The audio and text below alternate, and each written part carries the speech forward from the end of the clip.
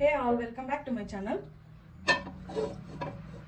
So ಇವತ್ತು tomato ತೊಕ್ಕು recipe ತೋರಿಸ್ತಾ ಇದ್ದೀನಿ. ಟೊಮೆಟೊ ತೊಕ್ಕು ಅಂತನಾದರೂ ಅನ್ಬೋದು, ಇಲ್ಲಾಂದರೆ ಟೊಮೆಟೊ ಉಪ್ಪಿನಕಾಯಿ ಅಂತನಾದರೂ ಹೇಳ್ಬೋದು. ಯಾಕಂದರೆ ಇದನ್ನು ನೀವು 3 to 4 months ನೀವು ಈಸಿಯಾಗಿ ಸ್ಟೋರ್ ಮಾಡಿ ಇಟ್ಕೋಬೋದು. ನಾನಿಲ್ಲಿ ಸ್ವಲ್ಪ ದೊಡ್ಡದಾಗಿರೋ ಒಂದು ಪಾನ್ ತೊಗೊಂಡಿದ್ದೀನಿ. ಪಾನ್ಗೆ ಎಣ್ಣೆ ಹಾಕ್ತಾ ಇದ್ದೀನಿ. ಎಣ್ಣೆ ಇದಕ್ಕೆ ಸ್ವಲ್ಪನೇ ಹಾಕೊಳ್ಳಿ, ಮತ್ತೆ ನಾವು ಒಗ್ಗರಣೆ ಮಾಡಬೇಕಾಗುತ್ತೆ, ಅದಕ್ಕೂ ಹಾಕಬೇಕು. ಸೊ ಹಾಗಾಗಿ ಸ್ವಲ್ಪ ಹಾಕೊಳ್ಳಿ. ನಾನಿಲ್ಲಿ 1 kg ಆಗಷ್ಟು ಟೊಮೆಟೊನ ಕಟ್ ಮಾಡಿ ಇಟ್ಕೊಂಡಿದ್ದೀನಿ. ಟೊಮೆಟೊ ಬಂದು ನಿಮಗೆ ಚಿಕ್ಕ ಚಿಕ್ಕ ಟೊಮೆಟೊ, ಹುಳಿ ಇರೋ ಅಂಥ ಟೊಮೆಟೊ ತೊಗೊಂಡ್ರೆ ತೊಕ್ಕುಗೆ ತುಂಬ ಚೆನ್ನಾಗಾಗುತ್ತೆ. ನಾರ್ಮಲ್ ಜಾಮ್ ಟೊಮೆಟೊ ಆ ಥರದ್ದೆಲ್ಲ ತೊಗೊಳಕ್ಕೆ ಹೋಗ್ಬೇಡಿ. ಎಣ್ಣೆಗೆ ಹಾಕೊಳ್ಳಿ. ನಾನಿಲ್ಲಿ 1 kg ತೊಗೊಂಡಿರೋದ್ರಿಂದ ಸ್ವಲ್ಪ ದೊಡ್ಡ ಪಾತ್ರೆನೇ ತೊಗೊಂಡಿದ್ದೀನಿ. ನೀವು ಕೂಡ ಸ್ವಲ್ಪ ದೊಡ್ಡ ಪಾತ್ರೆಲ್ಲೇ ಮಾಡ್ಕೊಳ್ಳಿ. ನಾನಿಲ್ಲಿ ಚಿಕ್ಕ ಚಿಕ್ಕ ಟೊಮೆಟೊ 1 kg ಟೊಮೆಟೊ ತೊಗೊಂಡಿದ್ದೀನಿ. ಇದನ್ನು ನೀವು ಮಾಡಿ ಇಟ್ಕೊಂಡ್ರೆ ಒಂದ್ಸಲ ನಿಮ್ಗೆ 3 to 4 months ಆರಾಮಾಗಿ ಫ್ರಿಡ್ಜಲ್ಲಿ ಸ್ಟೋರ್ ಮಾಡ್ಕೋಬೋದು, ಆರಾಮಾಗಿ ಇಟ್ಕೋಬೋದು. ಈ ಥರ ನೀವು ಮಾಡಿ ಇಟ್ಕೊಂಡ್ರೆ ದಿಢೀರಂತ ಎಲ್ಲಾದರೂ ಹೋಗಿ ಬಂದ ತಕ್ಷಣ ನೀವು ರೈಸ್ ಮಾಡಿ ಇಟ್ಕೊಂಡು ಅದಕ್ಕೆ ತುಪ್ಪ ಹಾಕೊಂಡು ತಿನ್ಬೋದು. ನಾನು ಇದಕ್ಕೆ ಇಷ್ಟು ಹುಣಸೆಹಣ್ಣು ಹಾಕ್ತಾಯಿದ್ದೀನಿ.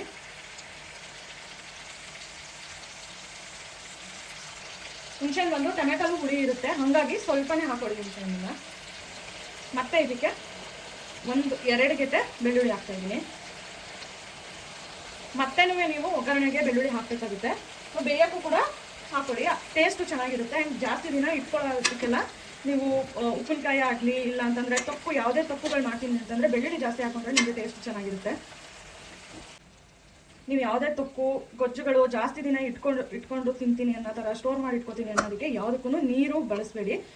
ಟೊಮೆಟೊದಲ್ಲೇ ನೀರು ಬೀಳುತ್ತೆ ನೋಡಿ, ಹಾಗಾಗಿ ನೀರು ಸ್ವಲ್ಪನೂ ಬಳಸೋಕೆ ಹೋಗ್ಬೇಡಿ. ಇಷ್ಟೂ ಬೇಯಕ್ಕೆ ಬಿಡಿ. ಇದಕ್ಕೆ ಸ್ವಲ್ಪ ಉಪ್ಪು ಹಾಕ್ತಾಯಿದ್ದೀನಿ. ಇದಕ್ಕೆ ಅರ್ಧ ಸ್ಪೂನ್ ಅರಿಶಿನ,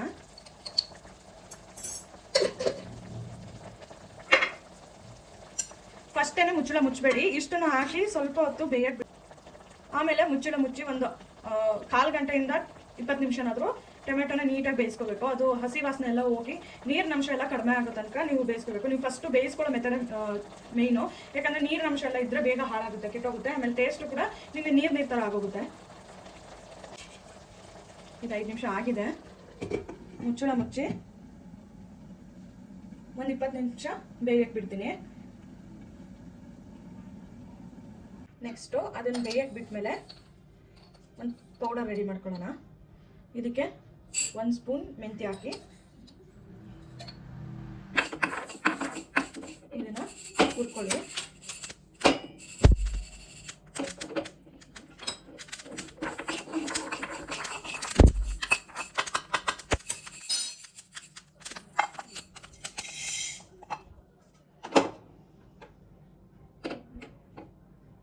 ಮತ್ತು 1 ಸ್ಪೂನ್ ಸಾಸಿವೆ ಹಾಕೊಳ್ಳಿ.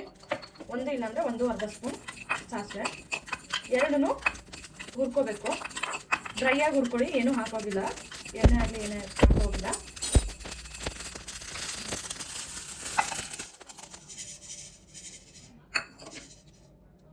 ಎರಡೂ ಡ್ರೈ ಆಗಿ ಪುಡಿ ಮಾಡ್ಕೊಳ್ಳಿ. ಇದಾಗಿದೆ ಇವಾಗ ನೋಡಿ, ನೀರೆಲ್ಲ ಸ್ವಲ್ಪ ಕಡಿಮೆ ಆಗಿದೆ. ನಾನು ಒಂದು 20 ನಿಮಿಷ ಬೇಯಿಸ್ಕೊಂಡಿದ್ದೀನಿ. ನೀವು ಜಾಸ್ತಿ ದಿನ ಇಡ್ತೀನಿ ಅಂತ ಅಂದರೆ ನೀವು ಸ್ವಲ್ಪ ಜಾಸ್ತಿ ಈ ಸ್ಟೆಪ್ಪಲ್ಲಿ ನೀವು ಜಾಸ್ತಿ ಬೇಯಿಸ್ಕೋಬೇಕಾಗುತ್ತೆ. ಇಲ್ಲ ಅಂತಂದರೆ ಒಗ್ಗರಣೆ ಮಾಡ್ತೀರಲ್ಲ ಆವಾಗ ಬೇಯಿಸ್ಕೊಂಡ್ರೂ ಆಯಿತು. ಸೊ ನಾನೇನು ಜಾಸ್ತಿ ದಿನ ಇಡೋದಿಲ್ಲ, ಬೇಗ ಖಾಲಿ ಆಗೋಗುತ್ತೆ ನಮ್ಮ ಮನೇಲಿ. ಹಾಗಾಗಿ ನಾನು ಒಂದು 1/4 ಗಂಟೆ ಬೇಯಿಸ್ಕೊಂಡಿದ್ದೀನಿ. ಇದನ್ನು ಆದಮೇಲೆ ಆಫ್ ಮಾಡಿಕೊಂಡು ಇದು ತಣ್ಣಗಾಗಕ್ಕೆ ಬಿಟ್ಬಿಡಿ. ಇದನ್ನು ನಾವು ಮಿಕ್ಸಿಯಲ್ಲಿ ಆರಿಸ್ಬೇಕು. ಸೊ ಹಂಗಾಗಿ ಇದು ಇಷ್ಟನ್ನು ತಣ್ಣಗಾಗಕ್ಕೆ ಬಿಟ್ಬಿಡಿ. ಹುರಿದಿಟ್ಕೊಂಡಿದ್ವಲ್ಲ ಟೊಮೆಟೊ, ಅದನ್ನು ಮಿಕ್ಸಿಗೆ ಹಾಕಿ ರುಬ್ಕೊಳ್ಳಿ. ನೀರು ಹಾಕೋದಿಲ್ಲ, ಹಾಗೆ ಡ್ರೈ ಆಗಿ ರುಬ್ಕೊಳ್ಳಿ. ಟೊಮೆಟೊದಲ್ಲೇ ನೀರಿರುತ್ತೆ, ಹಾಗಾಗಿ ನೀರು ಹಾಕೊಳ್ಳೋದು ಅವಶ್ಯಕತೆ ಇಲ್ಲ. ಪೇಸ್ಟಾಗಿ ರುಬ್ಕೊಳ್ಳಿ. ಹೀಗೆ ಪೇಸ್ಟಾಗಿ ರುಬ್ಕೋಬೇಕು.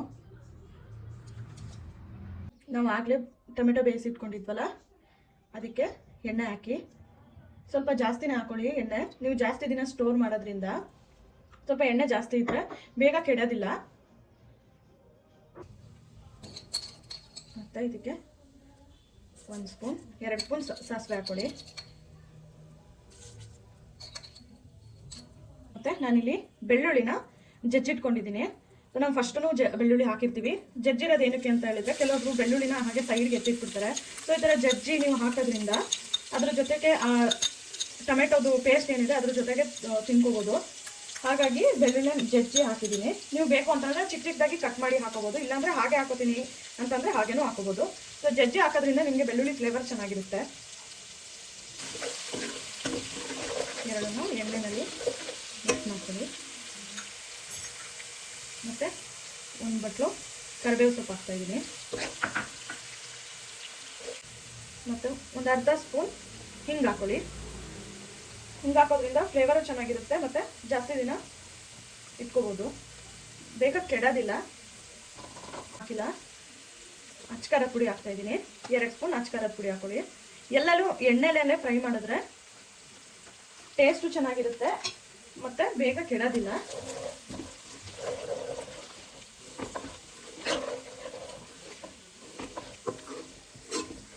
ಇಷ್ಟನ್ನು ಎಣ್ಣೆಯಲ್ಲಿ ಫ್ರೈ ಮಾಡ್ಕೊಳ್ಳಿ. ಮತ್ತು ಇಮಿಡಿಯೇಟು ನಾವು ಪುಡಿ ಮಾಡಿ ಇಟ್ಕೊಂಡಿದ್ವಲ್ಲ ಆವಾಗಲೇ ಮೆಂತ್ಯ ಮತ್ತು ಸಾಸಿವೆ ಪುಡಿ ಅದನ್ನು ಹಾಕ್ತಾಯಿದ್ದೀನಿ. ಅದನ್ನು ಎಣ್ಣೆಯಲ್ಲಿ ಬೇಯಿಸ್ಕೊಡ್ರಿ. ಟೊಮೆಟೊ ಪೇಸ್ಟ್ ಮಾಡಿ ಇಟ್ಕೊಂಡಿದ್ವಲ್ಲ ಅದನ್ನು ಹಾಕೋಣ.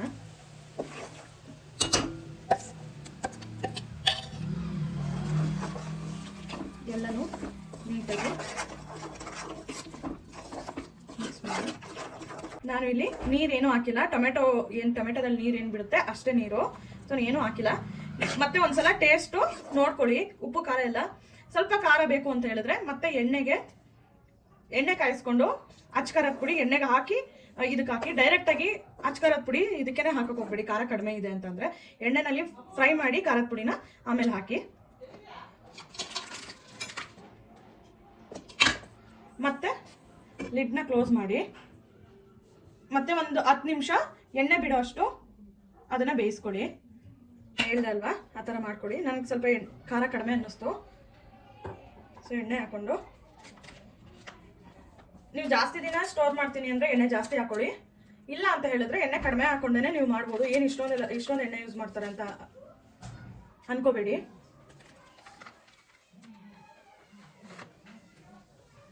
ಸೊ ಏನು ಇಷ್ಟೊಂದು ಎಣ್ಣೆ ಯೂಸ್ ಮಾಡ್ಬೇಕಂತ ಅನ್ಕೋಬೇಡಿ. ನಿಮಗೆ ಜಾಸ್ತಿ ದಿನ ಸ್ಟೋರ್ ಮಾಡಿ ಇಟ್ಕೋತೀನಿ ಅಂತ ಅಂದರೆ ಹಾಕೊಳ್ಳಿ. ಇಲ್ಲ ಅಂತ ಹೇಳಿದ್ರೆ ಸ್ವಲ್ಪ ಎಣ್ಣೆನೇ ಹಾಕ್ಕೊಂಡು ಮಾಡ್ಕೊಂಡ್ರೆ ಆಯಿತು. ನೀವು ಉಪ್ಪಿನಕಾಯಿ ಎಲ್ಲದರಲ್ಲೂ ನೋಡಿರ್ಬೋದು, ನಿಮಗೆ ಎಣ್ಣೆ ತುಂಬ ಜಾಸ್ತಿ ಹಾಕಿರ್ತಾರೆ. ನಾನಿಲ್ಲಿ 1 ಸ್ಪೂನ್ ಅಚ್ಕಾರದ ಪುಡಿ ಹಾಕ್ತಾಯಿದ್ದೀನಿ. 1-1.5 ಸ್ಪೂನ್ ಹಾಕ್ತಾಯಿದ್ದೀನಿ. ಈ ಥರ ಮಿಕ್ಸ್ ಮಾಡಿ. ಡೈರೆಕ್ಟಾಗಿ ಹಾಕ್ಬೇಡಿ ಅಂತ ಹೇಳಿದ್ದೆ. ಇದು ಮಾಡಿಕೊಂಡು ಸ್ವಲ್ಪ ಎಣ್ಣೆಯಲ್ಲಿ ಕಾಯಲಿ. ಅದು ಜಾಸ್ತಿ ಎಣ್ಣೆ ಫ್ಲೇಮ್ ಬಿಟ್ಟು ನೀವು ಖಾರದ ಪುಡಿ ಹಾಕಕ್ಕೆ ಹೋಗ್ಬಿಡಿ, ಯಾಕಂದರೆ ಸೀದೋಗುತ್ತೆ ಖಾರದ ಪುಡಿ.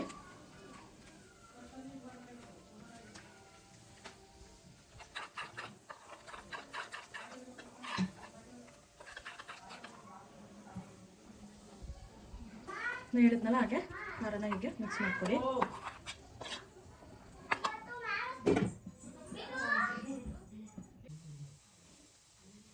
ಈ ಥರ ಇದಾಗಿದೆ. ಇವಾಗ ಈ ಥರ ಎಣ್ಣೆ ಎಲ್ಲ ಬಿಟ್ಕೊಂಡ್ಬರ್ಬೇಕು. ಎಣ್ಣೆ ಎಲ್ಲ ಮೇಲ್ಗಡೆ ಈ ಥರ ಬಂದಾಗ ಆಗಿದೆ ಅಂತ. ನೀವು ನೀಟಾಗಿ ಬೇಯಿಸಿಲ್ಲ ಅಂದರೆ ಜಾಸ್ತಿ ದಿನ ಸ್ಟೋರ್ ಮಾಡೋದಕ್ಕಾಗಲ್ಲ. ಸೊ ನೋಡಿ, ಅವತ್ತೇ ಮಾಡಿ ಅವತ್ತೇ ತಿನ್ನೋದಕ್ಕಿಂತ 2 ಡೇಸ್ ಅದು 1 ಡೇ ಬಿಟ್ಟು ಆಮೇಲೆ 1 or 2 ಡೇಸ್ ಬಿಟ್ಟು ನೀವು ತಿಂದರೆ ಟೇಸ್ಟು ಚೆನ್ನಾಗಿರುತ್ತೆ. ಬಿಸಿ ರೈಸ್ಗೆ ತುಪ್ಪ ಹಾಕ್ಕೊಂಡು